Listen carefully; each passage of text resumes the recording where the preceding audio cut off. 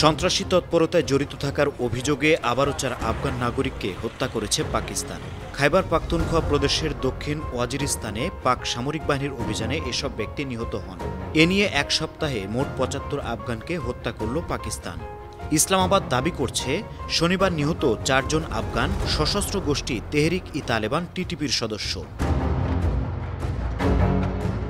নিরাপত্তা সূত্রের বরাতে পাকিস্তানি সংবাদ মাধ্যম দ্য ডন বলছে, নিহতের আগে সন্ত্রাসীদের সঙ্গে পাক সামরিক বাহিনীর ব্যাপক গোলাগুলি হয়।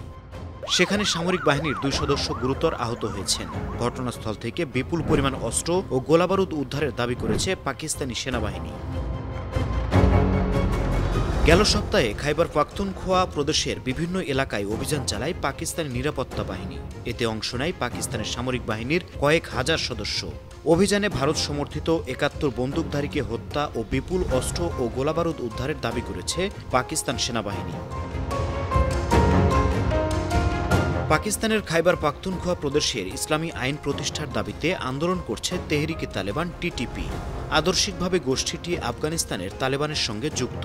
ইসলামাবাদের অভিযোগ, আফগানিস্তানের মাটি ব্যবহার করে পাকিস্তানে হামলা করছে টিটিপি। তবে ইসলামাবাদের এসব অভিযোগ ভিত্তিহীন বলে দাবি করছে কাবুল।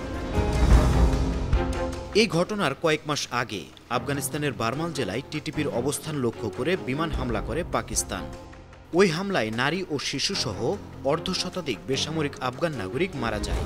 অবনতি ঘটে কাবুল ও ইসলামাবাদের সম্পর্কে। বিভিন্ন আন্তর্জাতিক সংবাদ মাধ্যম বলছে, টিটিপির পাশাপাশি বেলুচিস্তান লিবারেশন আর্মি বিএলকে মোকাবেলায় বেগ পাচ্ছে পাকিস্তান। বেলুচিস্তানের স্বাধীনতার দাবিতে অনর বিএলএ প্রতিনিয়ত পাক সেনাদের উপর হামলা করছে। আন্তর্জাতিক ডেস্ক, 52 টিভি।